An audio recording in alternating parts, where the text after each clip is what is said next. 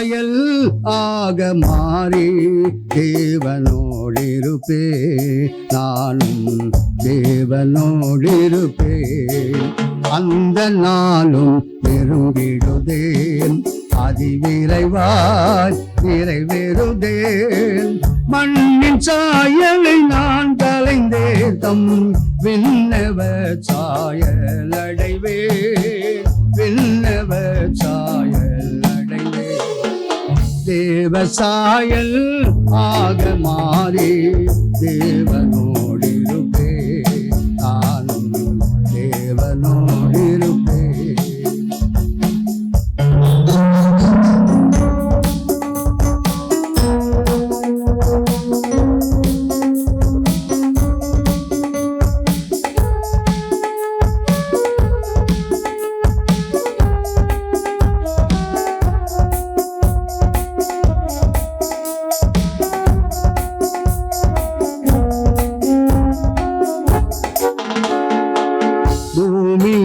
கூடாரம் என்றும் பலவீனமே அழிந்திடுமே, கைவேலை அல்லாத பொன்பிலே கண்டடைந்து வாழ்ந்திடுவே, கண்டடைந்து வாழ்ந்திடுவே. தேவ சாயல் ஆக மாறி தேவனோடிருப்பே, நானும் தேவனோடிருப்பே.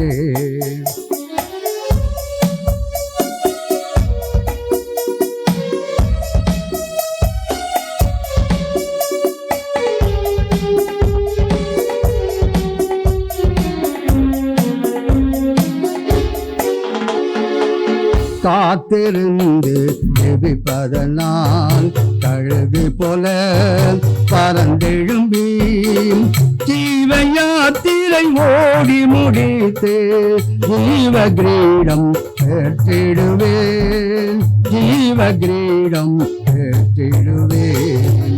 தேவ சாயல் ஆக மாறி தேவனோடிருப்பேன், நானும் தேவனோடிருப்பேன். மார்க் எழுதின சுவிசேஷம் 1ஆம் அதிகாரம் 32ஆம் வசனத்திலிருந்து 34 வரையில் நான் வாசிக்கின்றேன். சாயங்காலமாகி சூரியன் அஸ்தமித்த போது சகல பிணியாளிகளையும் பிசாசு பிடித்தவர்களையும் அவரிடத்தில் கொண்டு வந்தார்கள். பட்டணத்தார் எல்லாரும் வீட்டு வாசல்கள் முன்பாக கூடி வந்தார்கள். பலவிதமான வியாதிகளினால் உபத்திரப்பட்டிருந்த அநேகரை அவர் சொஸ்தமாக்கி அநேக பிசாசுகளையும் துரத்தி விட்டார். அந்த பிசாசுகள் தம்மை அறிந்திருந்தபடியால் அவைகள் பேசுகிறதற்கு அவர் இடம் கொடுக்கவில்லை. அருமையான தேவச்சனமே, வாசிக்கப்பட்ட வேதவசனத்தில் சூரியன் அஸ்தமித்த போது திரளான ஜனங்கள் இயேசுவிடத்திலே வந்ததை நாம் பார்க்கிறோம். சகல பிணியாளிகள் பிசாசு பிடித்தவர்களையும் இயேசுவிடத்திலே கொண்டு வந்தார்கள். பிரியமானவர்களே, அருமையான தேவஜனமே, இந்த நாளிலே இன்றைக்கு அநேகர் ஜனங்களுடைய வாழ்க்கையில் சூரியன் அஸ்தமிக்கும் போது, வெளிச்சம் மங்கும் போது பல வழிகளில் முயற்சி செய்கிறார்கள். அவருடைய வாழ்க்கையில் வெளிச்சம் கிடைக்க, இருள் போக பல வழிகளில் முயற்சி செய்கிறதை நாம் பார்க்கிறோம். ஜோசியரிடத்தில் போகிறார்கள், மந்திரவாதிகளிடத்தில் போகிறார்கள். ஆனாலும் அவருடைய வாழ்க்கையில சூரியன் உதிப்பதில்லை. பிரியமானவர்களே, அருமையான தேவஜனமே, உன் வாழ்க்கையில் தற்போதைய நிலைமை என்ன? வியாதி உன்னை சூழ்ந்திருக்கிறதா? பிசாசின் பிடியில் சிக்கி தவிக்கிறாயா? நீ இயேசுவிடம் வா என்று சொல்லி ஆண்டவர் உன்னை அழைக்கிறார். உன் வியாதியிலிருந்து, பிசாசின் போராட்டத்திலிருந்து ஆண்டவராகிய இயேசு கிறிஸ்து உன்னை விடுவிப்பார். ஆதியாகமம் 15ஆம் அதிகாரம் 1-2 வாசித்து பாருங்கள். இங்கு ஆபிரகாமுடைய வாழ்க்கையில் சூரியன் அஸ்தமித்தது என்று சொல்லி பார்க்கிறோம். ஆபிரகாமுடைய வாழ்க்கையில் சூரியன் அஸ்தமித்ததுக்கு காரணம் என்ன பிரியமானவர்களே? கனநித்திரை ஆவி ஆபிரகாமை சூழ்ந்து கொண்டது. இதன் நிமித்தம் 400 வருஷம் எகிப்தில் தேவ சந்ததி அடிமையாக வாழும் சூழ்நிலை உருவானது. பிரியமானவர்களே, ஆபிரகாம் அழைக்கப்பட்டவர் தான், தேவனின் சிநேகிதன் என்று எண்ணப்பட்டவர் தான். ஆனாலும் கூட அவருடைய நித்திரை அவருடைய சந்ததியை பாதித்ததை நாம் பார்க்கிறோம். அருமையான தேவச்சனமே, உன் ஜெப நேரத்தில் நீ தூங்கினால் உன் சந்ததி அடிமை வாழ்வில் சிக்கிக்கொள்ளும். உன் வாழ்வில் சூரியன் அஸ்தமிக்கும். ஆமென், அல்லேலூயா. நீதிமொழிகள் புஸ்தகம் 7ஆம் அதிகாரம் 8 10 வரையில் வாசித்து பாருங்கள். இங்கு ஒரு வாலிபன் சூரியன் அஸ்தமித்த போது பாவத்தை தேடி செல்கிறதை நாம் பார்க்கிறோம். பாவம் வாலிபனை இழுத்து செல்கிறது. 2 சாமுவேல் 11ஆம் அதிகாரம் 2 4 வரையில் வாசித்து பாருங்கள் பிரியமானவர்களே. சூரியன் அஸ்தமித்த வேளையில் தாவீது உரியாவின் மனைவிடத்திலே பாவம் செய்ததை நாம் பார்க்கிறோம். அருமையான தேவ ஜனமே, நம்முடைய வாழ்க்கையில் சூரியன் அஸ்தமிக்காதபடி நாம் பார்த்துக் கொள்ள வேண்டும். நம்முடைய வாழ்க்கையில் பாவத்திற்கு நாம் இடம் கொடுக்கும் போது நம்முடைய பக்திக்குரிய ஆவிக்குரிய ஜீவியம்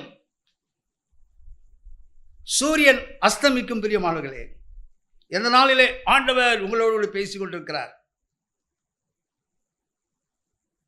எரேமியா தீர்க்கதரிசன புஸ்தகம் 15ஆம் அதிகாரம் 6 9 வரையில் வாசித்து பாருங்கள்.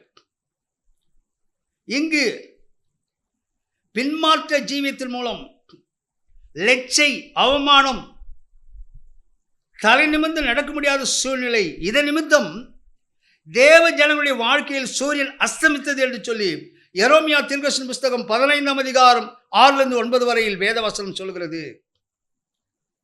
அருமையான தேவ ஜனமே, உங்களுடைய பின்மாற்ற ஜீவியம் உங்களுடைய வாழ்க்கையில் சூரியன் அஸ்தமிக்க செய்யும். ஆண்டவர் உங்களோடு பேசிக் கொண்டிருக்கிறார். ஆமோஸ் தீர்க்கதரிசன புஸ்தகம் 8ஆம் அதிகாரம் 4 9 வரையில் வாசித்து பாருங்கள். இங்கு தேவ ஜனங்களின் பொல்லாத கிரியை நிமித்தம் ஆண்டவர் இங்கு சொல்கிறார், ஒரு எச்சரிக்கை விடுகிறார். நான் மத்தியானத்தில் சூரியனை அஸ்தமிக்க பண்ணி பட்ட பகலிலே தேசத்தை அந்தகாரப்படுத்தும் என்று கர்த்தராகிய ஆண்டவர் சொல்கிறார். அருமையான தேவச்சனமே, நம்முடைய கிரியைகள் பொல்லாதவர்களாக இருக்கும்போது நம்முடைய வாழ்க்கை நிச்சயமாகவே நம்முடைய வாழ்க்கையில் இருக்க சூரியன் அஸ்தமிக்கும். பிரியமானவர்களே, ஆதலால் அப்போஸ்தலனாகிய பவுல் எபேசுகளின் நிருபம் 5ஆம் அதிகாரம் 14ஆம் வசனத்தில் சொல்கிறார், தூங்குகிற நீ விழித்து மரித்தோரை விட்டு எழுந்திரு, அப்பொழுது கிறிஸ்து உன்னை பிரகாசிப்பார் என்று சொல்வதை நாம் பார்க்கிறோம். Wake up, O sleeper, rise from the dead and Christ will shine on you என்று சொல்லி ஆங்கிலத்தில் எழுதப்பட்டிருக்கிறது. அருமையான தேவஜனமே, நம்முடைய வாழ்க்கையில் ஆவிக்குரிய ஜீவியத்தில் சூரியன் அஸ்தமிக்காதபடி நாம் பார்த்து கொள்ள வேண்டும். இங்கு நம்முடைய வாழ்க்கையில் ஏன் அஸ்தமிக்கிறது என்று சொல்லி சில காரியங்களை நான் உங்களுக்கு சொல்றேன். ஆபிரகாமின் அயர்ந்த நித்திரை நிமித்தம் அங்கு சூரியன் அஸ்தமித்ததை நாம் பார்க்கிறோம். அஸ்தமித்த வேளையில் சூரியன் அஸ்தமித்த வேளையில் வாலிபன் பாவத்தை தேடி செல்கிறதை நாம் பார்க்கிறோம். பின்மாற்ற ஜீவியத்தின் மூலம் நம்முடைய வாழ்க்கை அஸ்தமிக்கிறது. நம்முடைய கிரியைகள் பொல்லாதவர்களாக இருக்கும்போது நம்முடைய ஆவிக்குரிய ஜீவியத்தில் சூரியன் அஸ்தமிக்கும். பிரியமானவர்களே, இந்த நாளிலே ஆண்டவர் உங்களோடு பேசுகிறார். மார்க் 1:34 நாம் வாசிக்கும் பொழுது, இங்கு சூரியன் அஸ்தமித்த போது திரளான வியாதிஸ்தர்கள் இயேசுவை நோக்கி வந்து சுகம் பெற்றார்கள் சொல்லி வேதத்தில் பார்க்கிறோம். விதமான வியாதிகளால் பாதிக்கப்பட்டவர்கள் பிரியமானவர்களே, வேதத்தை நாம் பார்க்கும் பொழுது பலவிதமான வியாதிகள் இருக்கிறது பிரியமானவர்களே. 2 நாளாகமம் 16ஆம் அதிகாரம் 12ஆம் வசனத்தை வாசித்து பாருங்கள். இங்கு ஆசா ராஜாவின் கால்களில் வியாதி. இவனுடைய வியாதிக்கு காரணம் என்ன பிரியமானவர்களே? இவன் கர்த்தரை விட்டு பரிகாரிகளை தேடினான்னு சொல்லி வேதத்தில் பார்க்கிறோம். இவனுடைய வாழ்க்கையிலே நடக்கை சரியில்லை பிரியமானவர்களே. நடக்கை சரியில்லாதால அவனுடைய கால்களிலே வியாதி வந்ததை நாம் பார்க்கிறோம். ஆதலால் 3 யோவான் 3ஆம் அதிகாரம் 4 சொல்கிறது, சத்தியத்தின்படி நடக்க வேண்டும். சத்தியத்தின்படி நடந்தால் நாம் வியாதியிலிருந்து தப்புவோம். ஆமென், அல்லேலூயா. 2 ராஜாக்களின் புஸ்தகம் 1ஆம் அதிகாரம் 2ஆம் வசனத்தை வாசிக்கும் போது, இங்கு ஒரு மனிதனுடைய வாழ்க்கையில் வியாதியை நாம் பார்க்கிறோம். அகசியா ராஜா, இவன் தன் மேல் வீட்டிலிருந்து கிராதின் வழியாய் கீழே விழுந்து வியாதிப்பட்டான். ஆவிக்குரிய ஜீவியத்தில் நாம் மேல் மாடியிலிருந்து கீழே விழுவோமானால் வியாதிப்படுவோம். ஆவிக்குரிய ஜீவியத்திலே உறுதி வேண்டும் பிரியமானவர்களே. வெளிப்படுத்தல் 2ஆம் அதிகாரம் 5ஆம் வசனம் சொல்கிறது, ஆதியில் செய்த கிரியைகளை நீ செய்தால் கீழே விழ மாட்டாய். ஆமென், அல்லேலூயா. ஆண்டவர் நம்மிடத்திலே ஒரு மாற்றத்தை எதிர்பார்க்கிறார். வெளிப்படுத்தல் விசேஷம் 2ஆம் அதிகாரம் 21, 22 வாசித்து பாருங்கள். இங்கு ஒரு வியாதியை நாம் பார்க்கின்றோம் பிரியமானவர்களே. வேசி மார்க்கத்தை விட்டு மனம் திரும்பாமல் போனால் உன்னை ஆண்டவர் கட்டில் கிடையாக்குவார் சொல்லி வெளிப்படுத்தும் விசேஷத்தில் ஒரு சபையை பார்த்து ஆண்டவர் சொல்கிறார். ஆமென். நம்முடைய வியாதிக்கு காரணம் நம்முடைய ரகசிய பாவம் பிரியமானவர்களே. ரகசிய பாவத்தின் நிமித்தமாக நாம் வியாதியிலே நாம் சிக்கிக்கொள்கிறோம், கட்டில் கிடையாக இருக்கிறோம். 1 கொரிந்தியர் 11ஆம் அதிகாரம் 29, 30 நாம் வாசிக்கும் போது, இங்கு ஏன் தேவ ஜனங்களுக்கு வியாதி வருகிறது பிரியமானவர்களே? திருவிருந்தில் அபாத்திரமாய் பங்கு பெற்றால் அங்கு வியாதி நம்மை சந்திக்கும் சொல்லி வேதத்தில் எழுதப்பட்டிருக்கிறது. பாவ வாழ்க்கையோடு கூட திருவிருந்தில் பங்கு பெறக்கூடாது பிரியமானவர்களே. அநேகர் சிகரெட்டை பிடித்துக் கொண்டிருக்கிறார்கள், பீடியை பிடித்துக் கொண்டிருக்கிறார்கள், சாராயத்தை பிடித்துக் கொண்டிருக்கிறார்கள். அப்படிப்பட்ட மனிதன் திருவிருந்திலே பங்கு பெற்றால் வேதம் அவர்களை பார்த்து எச்சரிக்கிறது, நீ வியாதியிலே சிக்குண்டு போவாய். ஆமென், அல்லேலூயா. இப்படிப்பட்ட பலவிதமான வியாதிகள் பட்ட ஜனங்கள் தான் சூரியன் அஸ்தமித்த போது இயேசுவிடத்திலே வந்தார்கள் பிரியமானவர்களே. ஆண்டவர் அங்கு அனைவரையும் சுகமாக்கியது வேதத்தை நாம் பார்க்கிறோம். வேதத்தை நாம் பார்க்கும்போது 8 வருட வியாதிப்பட்ட ஒரு திமிர்வாதக்காரன் இயேசுவிடத்தில் வந்தபோது அவன் சுகம் பெற்றான். 12 வருட வியாதி உள்ள பெரும்பாலுள்ள ஸ்திரீ இயேசுவின் வஸ்திரத்தை தொட்ட மாத்திரத்திலே அவள் சுகமானாள். 18 வருட கூனி இயேசுவின் ஆலயத்தை நோக்கி வந்தபோது அவள் வியாதியிலிருந்து விடுதலை பெற்றாள். 38 ஆண்டுகளாக பெதஸ்தா குளத்திலே படுத்துக் கொண்டிருந்த மனிதனை இயேசு சுகமாக்கினார். ஆலயத்தின் வாசலில் உட்கார்ந்து கொண்டிருந்தால் 40 வருட சப்பானி, தாயின் கற்பத்தில் பிறந்த சப்பானியை இயேசு சுகமாக்கினார். ஆமென், அல்லேலூயா. அருமையான தேவஜனமே, இந்த நாளிலே ஆண்டவர் உங்களோடு பேசிக் கொண்டிருக்கிறார். ஏசியா 19ஆம் அதிகாரம் 22ஆம் வசனம் சொல்கிறது, நாம் பாவத்தை விட்டு மனம் திரும்பும் போது நம்முடைய வியாதியை ஆண்டவர் சுகமாக்குவார் பிரியமானவர்களே. ஏசியா 53ஆம் அதிகாரம் 5ஆம் வசனம் சொல்கிறது, இயேசுவின் சிலுவை பாடுகளை நாம் விசுவாசிக்கும் போது ஆண்டவர் நம்மை வியாதியிலிருந்து சுகமாக்குவார் பிரியமானவர்களே. மார்க் 2:5 சொல்கிறது, உங்கள் பாவம் மன்னிக்கப்பட்டால் உங்களுடைய வியாதி சுகமாகும் பிரியமானவர்களே. யாக்கோபின் புஸ்தகம் 5ஆம் அதிகாரம் 15ஆம் வசனத்தை வாசித்து பாருங்கள். விசுவாசத்தோடு கூட நீங்கள் ஜெபித்தால் உங்களுடைய வியாதி சுகமாகும். யாக்கோபு 5:16 சொல்கிறது, பாவத்தை நீங்கள் அறிக்கையிட்டால் உங்களுடைய வியாதி சுகமாகும். ஆண்டவருடைய வார்த்தையை கேட்டுக்கொண்டிருக்க என் அன்பு தேவ ஜனமே, இந்த நாளிலே நீதியின் சூரியனாகிய இயேசு உங்களுடைய வியாதியை சுகமாக்குவார். ஆமென், அல்லேலூயா. எத்தனை பேர் உங்களுடைய வாழ்க்கையில சூரியன் உதிக்க வேண்டும் என்று சொல்லி விரும்புகிறீர்கள்? உங்களுடைய கரங்களை உயர்த்துங்கள், ஆண்டவர் உங்களை சுகப்படுத்துவார். ஆமென், அல்லேலூயா. ஏசாயா தீர்க்கதரிசன புஸ்தகம் 60ஆம் அதிகாரம் 20ஆம் வசனம் சொல்கிறது, உன் சூரியன் இனி அஸ்தமிப்பதில்லை, உன் சந்திரன் மறைவதில்லை, கர்த்தரே உனக்கு நித்திய வெளிச்சமாயிருப்பார், உன் துக்க நாட்கள் முடிந்து போம். ஆமென், அல்லேலூயா. Your sun will never set again and your moon will own no more. The Lord will be your everlasting light and your days of sorrow will end என்று சொல்லி ஆங்கிலத்தில் எழுதப்பட்டிருக்கிறது. அருமையான தேவச்சனமே, ஆண்டவர் உங்களோடு பேசிக் கொண்டிருக்கிறார். இதுவரையில் உங்களுடைய வாழ்வில் சூரியன் அஸ்தமித்திருந்தால் சங்கீதம் 34:5 சொல்கிறது, அவர்கள் அவரை நோக்கி பார்த்து பிரகாசம் அடைந்தார்கள், அவர்கள் முகங்கள் வெட்கப்படவில்லை சொல்லி வேதத்தில் வாசிக்கிறோம். நீதியின் சூரியனாகிய இயேசு உங்கள் மத்தியிலே கடந்து வந்திருக்கின்றார்.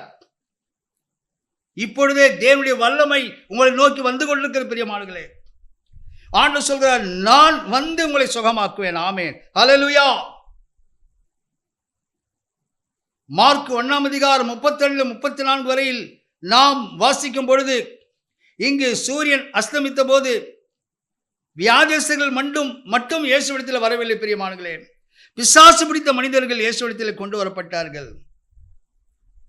இங்கு இயேசு பிசாசுகளை துரத்தி அந்த மக்களுக்கு விடுதலை கொடுத்ததை நாம் பார்க்கிறோம். ஆண்டவருடைய வார்த்தையை கேட்டுக்கொண்டிருக்க அன்பு தேவஜனமே, நாம் பிசாசின் தந்திரங்களை நாம் அறிந்து கொள்ள வேண்டும் பிரியமானவர்களே.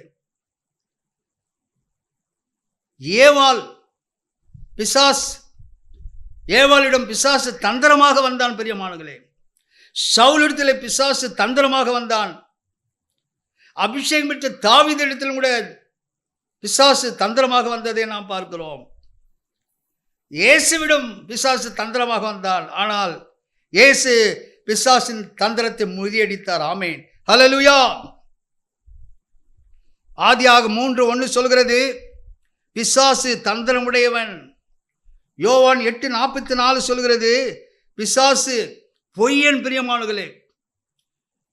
யோவான் 10ஆம் அதிகாரம் 10ஆம் வசனம் சொல்கிறது, பிசாசு திருடன் பிரியமானவர்களே.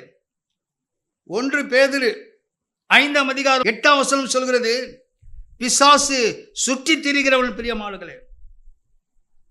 யோவான் 13ஆம் அதிகாரம் 2ஆம் வசனம் சொல்கிறது, பாவம் செய்ய இருதயத்தை தூண்டுகிறவன். பரிசுத்த மத்தேயு எழுதின சுவிசேஷம் 13ஆம் அதிகாரம் 25ஆம் வசனம் சொல்கிறது, களையை விதைக்கிறவன். குடும்பமாகிய நல்ல நிலத்தில் தவறான எண்ணத்தை விதைக்கிறவன் பிசாசு. ஆமென், அல்லேலூயா.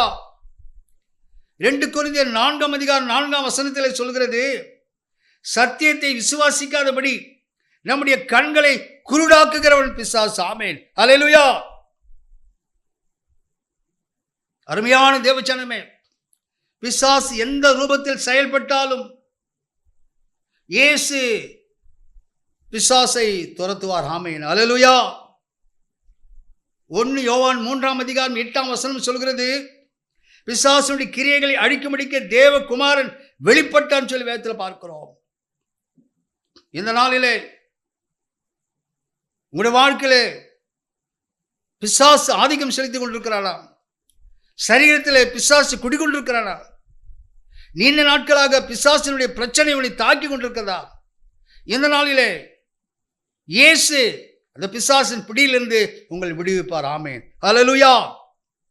சங்கீதம் 104 சங்கீதம் 21, 22 வாசித்து பாருங்கள். பாலசிங்கங்கள் இறைக்காக கர்ஜித்து தேவனால் தங்களுக்கு ஆகாரம் கிடைக்கும்படி தேடும். சூரியன் உதிக்கையில் அவைகள் ஒதுங்கி தங்கள் தாவரங்களில் படுத்துக் கொள்ளும் என்று சொல்லி வேதத்தில் வாசிக்கிறோம். இயேசுவாகிய சூரியன் உங்களுடைய வாழ்க்கையில் உதித்தால் சிங்கமாகிய பிசாசு சாத்தான் உங்களை விட்டு ஓடுவான். ஆமென். ஹல்லேலூயா. உங்களோடு கூட போராடுகிற சிங்கமாகிய சாத்தானை ஆண்டவர் இந்த நேரத்தில், ஆண்டவருடைய வார்த்தையை கேட்டுக்கொண்டு இந்த நேரத்தில் ஆண்டவர் பிசாசை உங்களை விட்டு துரத்துவார். ஆமென். ஹல்லேலூயா. யாக்கோபை கொலை செய்வேன் என்று வந்த ஏசா யாக்கோபை கண்டு ஒதுங்கினான். ஆமென். ஹல்லேலூயா. உன்னை கண்டு பிசாசு மாந்திரிகம் ஒதுங்கும் என்று சொல்லி ஆண்டவர் சொல்கிறார். ஆமென். ஹல்லேலூயா. அருமையான தேவச்சனமே, இந்த நாளிலே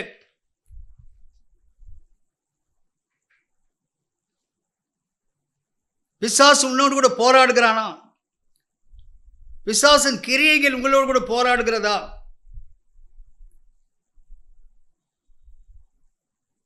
நித்திரை கலக்கம் உங்களுடைய வாழ்க்கையில் இருக்கிறதா? அலகடிப்பு உண்டாகிறதா? நீதியின் சூரியன் உங்களுடைய வாழ்க்கையில் உதிப்பார். ஆமென். ஹல்லேலூயா.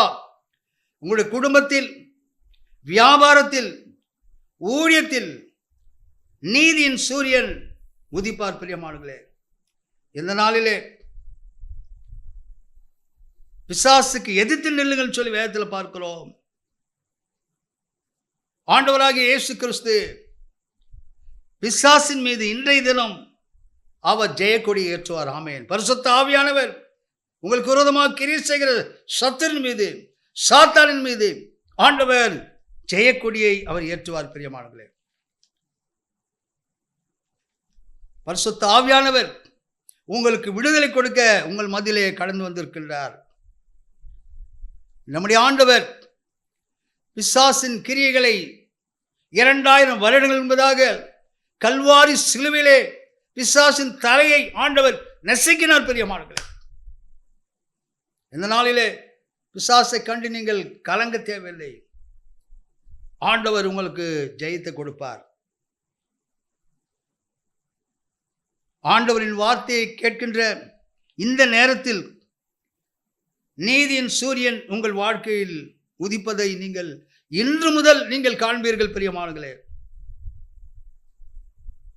பரிசுத்தாவின் அபிஷேகம் இந்த நேரத்தில் உங்கள் மீது இறங்கி கொண்டிருக்கிறது. என் ஆவி எங்கு உண்டு அங்கு விடுதலை உண்டு என்று சொல்லி ஆண்டவர் சொல்கிறார். பரிசுத்த ஆவியானவர் உங்களை இப்பொழுதே விடுவிப்பார். பிரியமானவர்களே,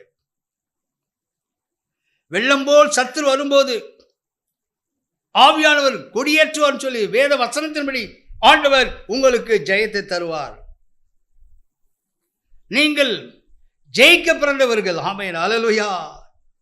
நீங்கள் ஒரு காலம் தோற்று போக மாட்டீர்கள். ஆண்டவர்களோடு கூட பேசிக் கொண்டிருக்கிறார்.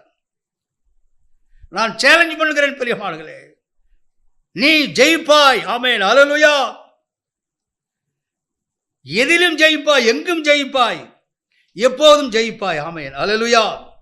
நாம் கண்களை மூடி ஜெபம் செய்வோம்.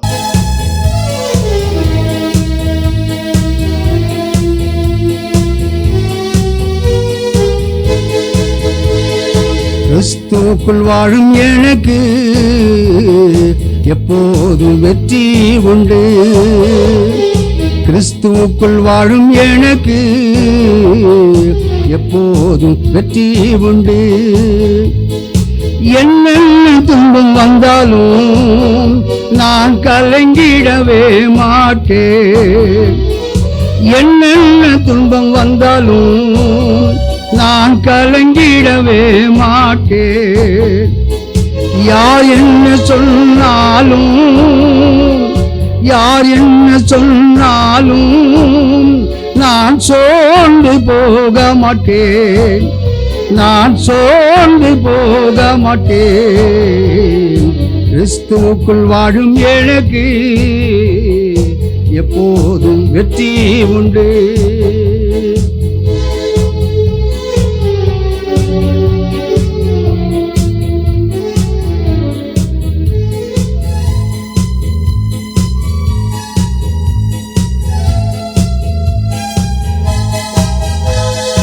என் ராஜா முன்னே செல்கிறார், வெற்றி பவனி செல்கிறார்.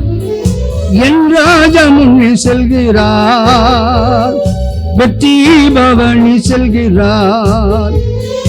குருத்தோலை கையில் எடுத்து, குருத்தோலை கையில் எடுத்து நான் ஓசான பாடிடுவேன், நான் ஓசான பாடிடுவேன். கிறிஸ்துவுக்குள் வாடும் எனக்கு எப்போதும் வெற்றி உண்டு.